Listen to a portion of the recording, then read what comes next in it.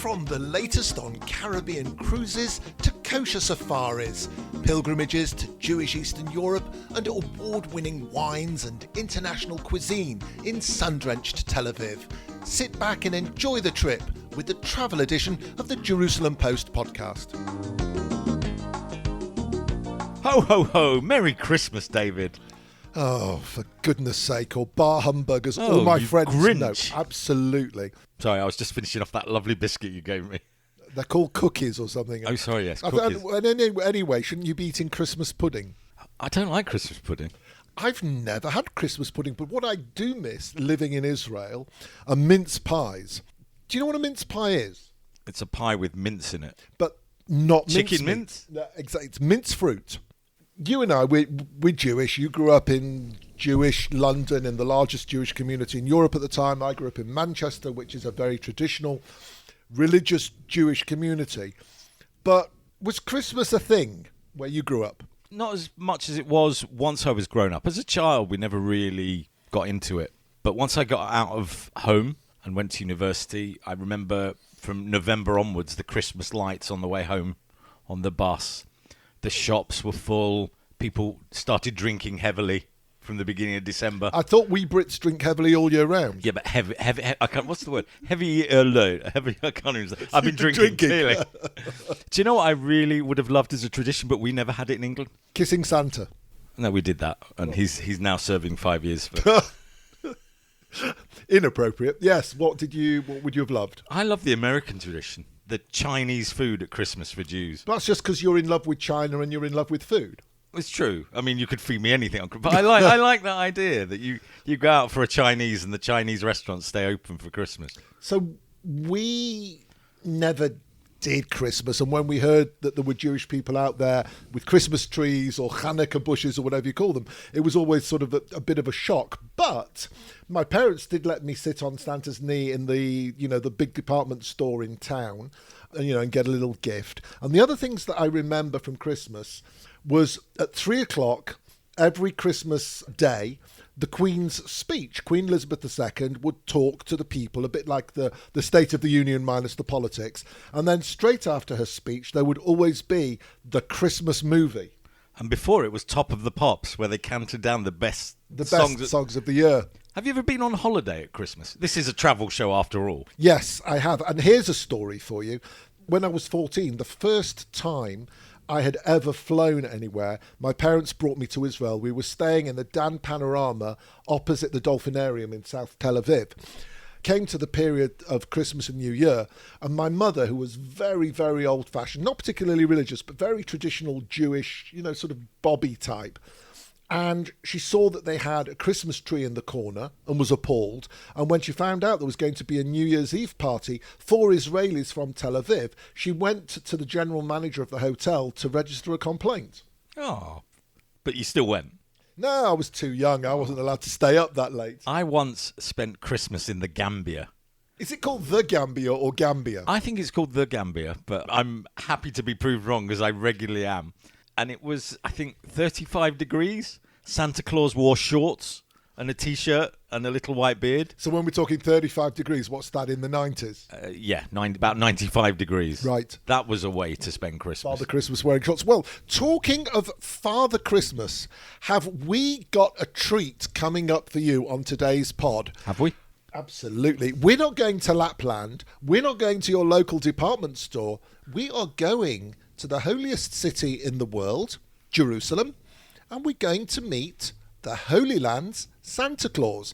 That's coming up in a minute. And then where are we off to, Mark? Well, keeping the Christmassy thing going, I think we should get some snow into the action. And make it Jewish. Let's go skiing to Shul. And before we start all of that, let's take a look at our 2 regular quiz questions. Mark. Question number 1.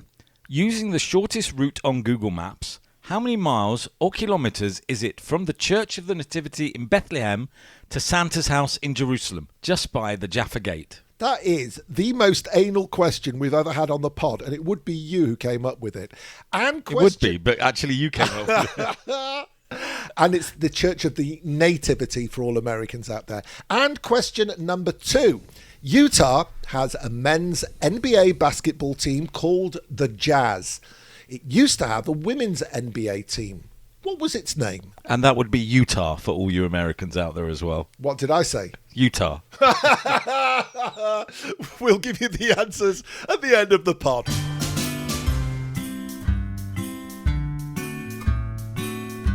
You know the phrase, I feel like a child at Christmas?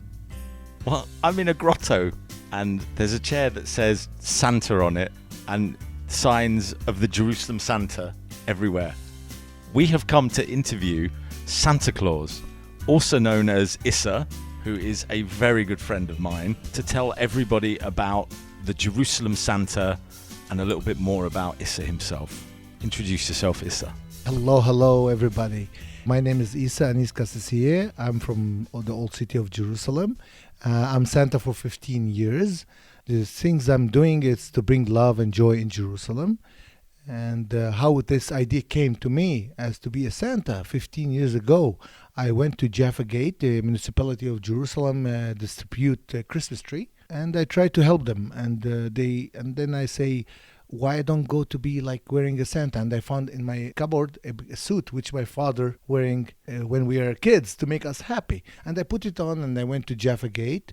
And the time when I went to Jaffa Gate, I saw everybody were happy and excited. And then suddenly, every year, the municipality and the people say, are you coming again to Jaffa Gate? I just did it once a year. I didn't do it as all months of December. And everybody were happy, excited to see Santa in Jerusalem. And year by year, after 5 years I did, and then I think about new idea to come to Jerusalem, as years and thousands of years they used to use the camel as a transport in Jerusalem, and I just tried the camel. I entered Jerusalem with the camel, and it was wild word. Everybody was saying, oh, the Holy Land, or Santa of Jerusalem coming to the Holy Land with the camel. And it was a big surprise for everybody, either in all the world media. All of us, certainly in the northern part of the globe, think of Santa as living somewhere in Lapland, in Sweden, in Finland. So how do you make it different? You said you got the media interested. Where do you take it from there that makes it unique, that makes it Jerusalem? And of course, in Jerusalem, Christians are a minority. How do you make this something for everybody? This is the real place. The Holy Land is the real place of Christmas. It's either is not, and the story of Santa came from Turkey. Actually, it was a Greek bishop, and his name is Saint Nicholas, and he used to help the poor people. And that's how they start with Santa Claus. And it's different what we have here and around the world. Also in the United States, they do it different than in Jerusalem. And I feel it's a magical, like really it's a special, because as a Santa also, I'm the only Santa, certificate Santa, when I did Santa school, which I was going to tell you about Santa school. And also when I was in the school, I was surprised because I asked my teacher, before you have any Santa from the Holy Land? He say, never. I say, either from the Middle East. There's no certificate Santa came to our school, which is the oldest school in the world. It's 83 years old, Santa school. I came back here and I opened Santa House 5 years ago, especially in Jerusalem, in the old city, and it's a special. Santa House, this is your family home, isn't it? Yes. Are they not worried that more and more of the house is being given over to Santa? Not really. I just take one part of it under my house. I just use it because when I become a Santa, I say I need to have a Santa house, which we don't have a Santa house in the Holy Land as a professional like that. With respect, I'd like to ask you, Father Christmas, to stand up. Yes. Okay. By the way, do you call yourself Father Christmas or Santa Claus? Santa. I'd like you to just show us a little bit around. Let's say first, ho, ho, ho! Welcome to Santa's house. That's my chair here, what you see. It's incredibly large. It's almost as tall as you are. And it's a big chair. I make it very special to show, especially when parents or kids come to have picture with me. It will be something special to show on the picture. It's good memory because they will remember that moment and they remember with the picture when they have the Santa all them life. So what else have we got? We have here the candy canes. We have the boxes which I give children, candy canes. And chocolate also. And I have the grotto, where is the nativity, when we just to say where Jesus was born in Bethlehem, and we just to show them that also the things what happened about Jesus Christ. That always I say Jesus is the reason of the season, and that's how start also why they start the Christmases. This is my belt.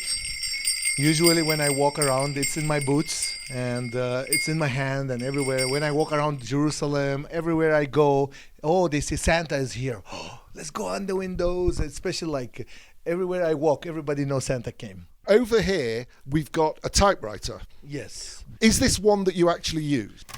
Well, this is I used to use it as as all time. I'm just doing this to show also the word how it used to be in hundreds of years when Santa used to write letters back to the children and for the people who send letters. And I have here certificates for the good year, and I write for the name of the children that were good all year, and I give to the children to make them feel proud of themselves, because that's make them very good for the years and years. You must be the most qualified Santa out there. I'm looking at a wall, and it's just full of certificates for the best Santa. Well, this is not only the best Santa, it's also my certificates, because I've been in Santa schools. The first Santa schools I did in Denver, 2017, in Colorado, and I did for the oldest school in the world. It's called from Charles W. Howard in Michigan, Midland. Actually, when I was there, I invite most of the Santa to come to Jerusalem and to the Holy Land as a pilgrimage, and it's happened. My dream came true. They came here before the Corona started. And we meet every July in Denmark, in Copenhagen. It's called the World Santa Claus Congress. We meet in Copenhagen and we meet all the Santas around the world to meet each other, to have what's the newest about the word of Santa, to give our spirit and love, starting with the Christmas season. You don't go to the North Pole? Not really. David mentioned earlier that you were quite tall. Oh, yes. I am like 6'1". I used to be a professional basketball player. I was going to ask, there were signs just up on the top of Santa's house about your basketball past. I played basketball for 25 years. I play in Jerusalem, I play in Hapoel Jerusalem, I play in Greece, and it's called Olympiacos. And then I'm now a head coach also. I'm in charge with the NBA Junior in YMCA IMCA. I'm in charge of this project we do in Jerusalem together. Anybody love to come to play. All the kids are together for making the sport happens also in Jerusalem. And you're also a VIP tour guide. Well, I'm not really VIP tour guide, but I'm try to do my best, because my family did a lot of things and built a lot of things in the old city, especially the holy sites, like the Church of the Holy Sepulchre, and everybody, especially all the head churches. And I do, especially when I work as a VIP, all diplomat missions, especially in Jerusalem, they always call me and say, Isa, please help us for doing this, either VIP for famed people or a mission like presidents, prime minister, or princes, actors. And I love to do this because it's make me feel happy to show them the love and the things in Jerusalem. And obviously the most important person you met is my mother-in-law. Yes. Yeah. Prince William was one of the beautiful visits in Jerusalem. Was amazing visit. On the sort of more business end of things, do you run this as a business, as a charity? What are you doing, and how much satisfaction do you get from what you're doing? Actually, it's not a business. I do it from my heart. And especially, I'm going to explain something very important to know, that Santa, when he put his red suit, anybody can put you, him, wherever. Anyone can put his red suit on. But you need to do it from your heart. It's not easy just to put a red suit on. Anybody can put it.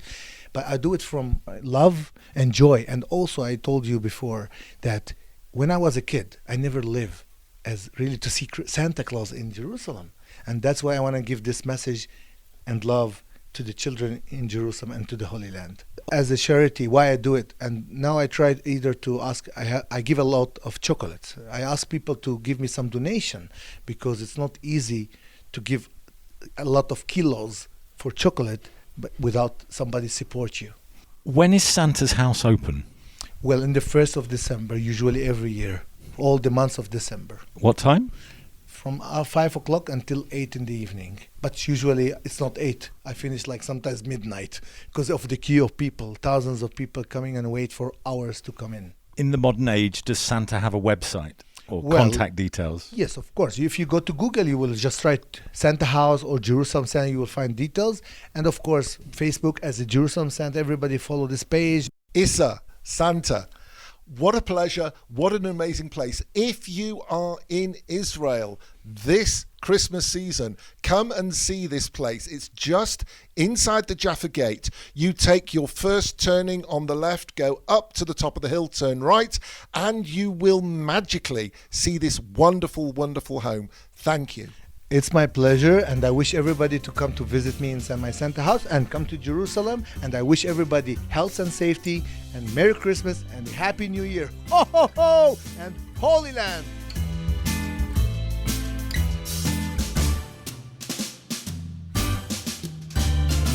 Jerusalem Santa Fact File. The nearest airport is of course Lapland International Airport. Santa Airways runs a limited seasonal service with flights starting 24th of December each year and finishing 24th of December each year, flying to 396 million destinations. Transfers to Lapland International Airport is via 8 reindeer or a camel. Lapland exchange rate. 1 year of good deeds will buy you 1 visit from Santa while you sleep. The climate of Lapland is very, very cold. Freezing cold. Better wrap up in a big red coat and grow a long white beard. Santa's cuisine is based on a diet of mince pies and warm milk. Jerusalem Santa is open between 5 p.m. and 8 p.m. on most days in December. The address is 2 St. Peter Street in the Christian Quarter of Jerusalem.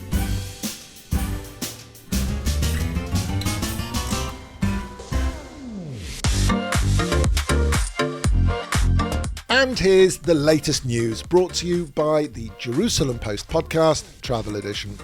The Omicron COVID variant has ground tourism to a halt in Israel. Non-Israeli citizens can't enter the country, and Israel has added most of its major destinations to a no-fly list for Israelis, including the United States, Canada, the United Kingdom, France, the United Arab Emirates, Turkey, and all of Africa. With the ban on foreign tourists, Bethlehem and Nazareth are facing a bleak Christmas. However, some are hoping to salvage their holiday trade by encouraging Israelis and residents of East Jerusalem to visit. Access to Haifa's beach in half an hour from Tel Aviv. Nahariya in an hour. Israel's National Infrastructure Committee announced a new high-speed train line aimed at accelerating the urban renewal of Haifa on the northern coastline of Israel. The Israeli government offered tour guides allowances worth as much as $9,000 if they train for new professions because of a lack of incoming tourists. In 2019, 4.5 million tourists visited Israel, whereas only 370,000 have visited so far in 2021. Next time you're on holiday in Miami and are hankering after fish and chips, Mash.com has found a restaurant with kosher options to add to its absolute best fish and chips in the United States list. At Bubby's Fish and Chips, apparently, they turn fried fish and chips into an art.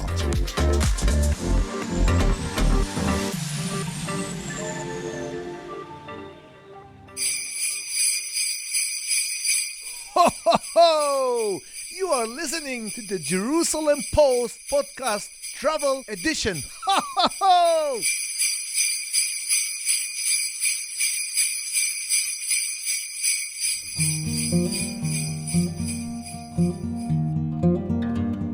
David, Yes? can you ski? No? Can you? No, but I know a man that can.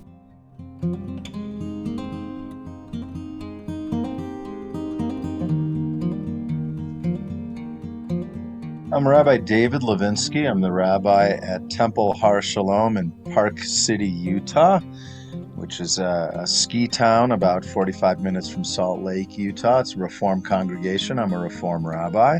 I have done other things in the past. I have a PhD from Stanford in religious studies.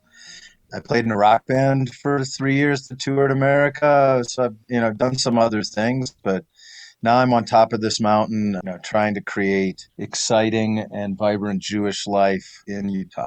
Was this when you were studying to be a rabbi and your mother said, can't you get a real job like being in a band? I did think that the proper order of events was to be in the band first and a rabbi after. Can you tell us about Park City? David, I think, has been there. I'm aware of the largest city next door, Salt Lake City, and the great basketball team that they have. But is Park City a major place to go as a tourist? It's a ski town destination like like Vale or Aspen or something of the sort, and very similar to those towns. It's a little more down to earth than other ski towns, and I think that's its main attraction. It's a tiny town. About 8,000 people in the town, but if we count the surrounding areas, about 35,000 people. So I was not exaggerating when I said I'm in this little town on top of a mountain. I am. There are all these Jews sitting on top of a mountain in the middle of nowhere, and nobody knows about us, and we actually sort of like that. Are you the only synagogue? Of course, Chabad is here. Chabad is everywhere. We won't ask about Chabad. Your synagogue, does it have many members, all the congregants from Park City? Tell us more about the synagogue and maybe the building as well. Sure thing. We have about 350 families. So it works out to be close to 700 members. So considering the numbers that I said of the size of the town, it's really a significant Jewish community. More people than you think live here year-round, although we do have empty nesters who've settled here in retirement who also maintain another home, back where they raised their kids. So we do have some second home people. But really, the core of the congregation, the majority of the congregation, are full-time residents of Park City. You have a claim to fame, which is, I imagine you are the only ski-in, ski-out, Kabbalat Shabbat Minyan in the world, I'm guessing. Is that true? And tell us a little bit more about it. I think that's absolutely true. There was talk that there was a congregation in Vermont that was thinking about doing this. I don't know whether they actualized it, but in any case, we were the first, and there may be a second. But every Friday at Deer Valley, which is a resort here in Park City, we have Kabbalat Shabbat services in a cabin that's halfway down a ski run. So literally the only way you can get there, well, I guess you could have them snowmobile you up, but that would be rather undignified. But the only way to get there is literally to ski down a ski run. You can't be a beginner. It's a blue run, not a green run. If you are an intermediate skier, you're absolutely welcome to come and daven with us any Friday afternoon. We get people from all over the world. There's usually a small number of locals, of congregants, 1, 2, or 3, but we get anywhere from 30 to at times even in the range of 70 or 80 people for this service, from Israel, from South America, from Europe, from all over America. It's become a destination. People find out about this minyan and put it on their Jewish bucket list. We have people who literally fly to Park City just to do the ski minyan. So it's a wonderful thing. Do you do anything funky, maybe waving the ski poles around instead of the lulav palm branch? But is there anything wacky that you do, or is it just a very standard sing-along Friday evening service? During one of the prayers, we do have a tradition of stomping our boots along with it. During the Amidah, instead of Moshe Baruch Yered Geshem, we say Sheleg. Let me just explain for those people who don't speak Hebrew. Instead of saying looking forward or praying to God for the rain, we pray to God for a good snowfall. Exactly. So basically, once Thanksgiving turns, so starting in late November, we shift our prayers. We're no longer praying for rain in the land of Israel, but instead we are praying for snow in Park City. So. When you applied to become the rabbi of the community, did it say must ski on the job advert, or have you learnt on the job? It did say must ski. I had to ski and I had to play guitar. I had the those were literally in the job description. Brilliant. It's a Reform congregation. They don't have a chazan. They don't have a cantor. So of course I needed to play guitar. I had the guitar handled. I knew how to do that, but I had never skied. I was a skateboarder since I was 15, so I just thought to myself, I have a positive relationship with gravity. I'll be able to figure this thing out, and it has worked out beautifully. I very much enjoy skiing. How much of this is gimmick to put you on the map? Is there something deeper at play here? Are we getting in touch with nature? What's the root of all of this? Yeah, I didn't start the service. The previous rabbi, Josh Aronson, did. So, he would have to, tell you, why he started it. What I will say is that most people who live here because they do feel a profound connection to the natural world, and their spiritual life, their religious life, and their religious experiences are very much connected to time that they spend in nature, and more specifically on the mountain. We all live. Most of us don't live on the mountain. We live next to the mountain. I can look out my window and see it, but I'm not actually on it. And being on the mountain is a profound spiritual experience. And so to be able to connect that spiritual energy that they feel when they are on the mountain, so to speak, and to bring some Yiddishkeit into it, to bring some Jewish religiosity into it. I think that's why we have so many people that come for this service, is that they have those two things in separate boxes in their life. They're Jewishly committed and they love the mountains. And then they find out there's a way that they can do both.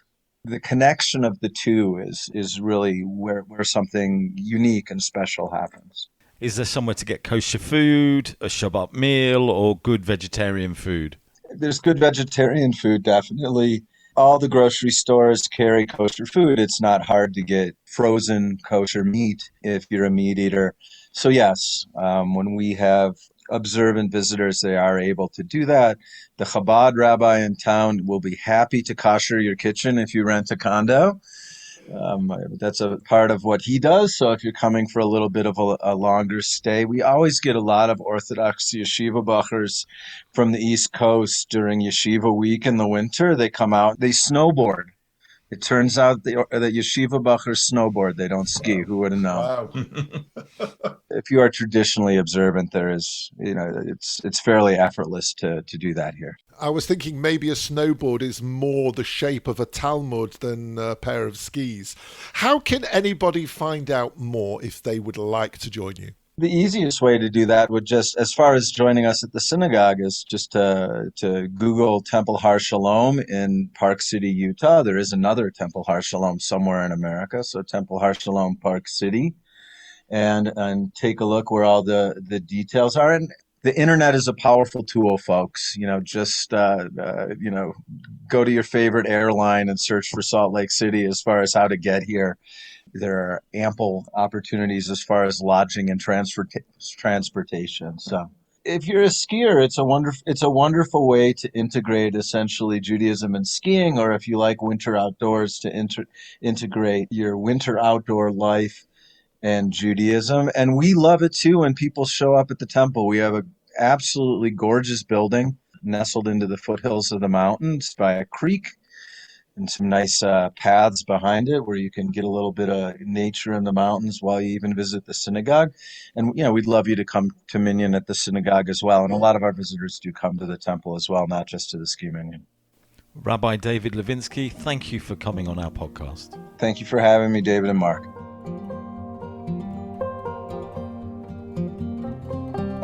Park City, Utah, Fact File. The nearest airport to Park City is Salt Lake City Airport. International flights arrive from Paris, Amsterdam, Frankfurt, Toronto, and Guadalajara. Domestic flights come from all over the United States. There are a number of shared and private shuttles from Salt Lake City Airport to Park City. You can also use taxis and ride-sharing apps. Major chains with hotels in Park City include Hyatt, Marriott, Holiday Inn, St. Regis, Sheraton and Best Western. Park City gets 95 inches of snow per year. Maximum temperatures in the summer are 29 Celsius or 84 Fahrenheit, and winter temperatures can drop to -10 Celsius or 13 Fahrenheit. Chabad Lubavitch of Park City has a kosher co-op. Presently, the co-op offers kosher meat, poultry, gefilte fish, grape juice and other kosher items that are not readily available in Park City. Kosher vacations and lodges are available too.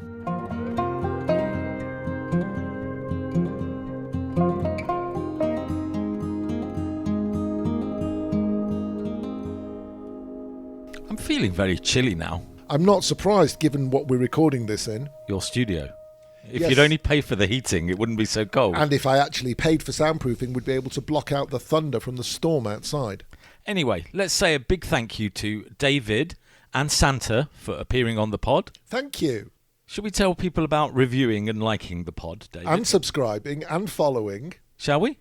Go for it. No, you go for it. All right, please, please, please like us, follow us, share us. You can worship us as well if you want, but that doesn't get us any more likes. So please, please pass this along to your friends. Tell them it is the best pod since the last one you listened to. And if you like this podcast, there are 22 other podcasts with David and Mark.